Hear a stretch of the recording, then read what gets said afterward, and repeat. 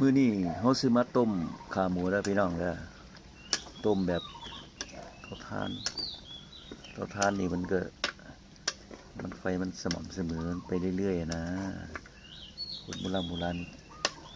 ต้มเตาถ่านมันจังค่อยแซ่บซั่นว่าต้มขาหมู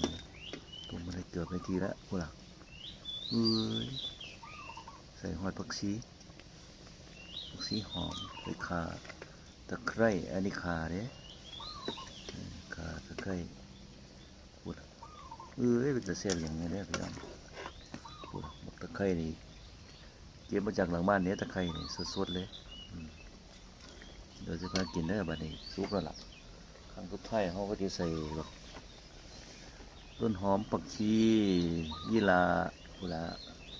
ใส่เพื่อให้มีกลิ่นหอมลดกลิ่นคาวอะไรประมาณนี้ใส่ไปเลยพี่น้อง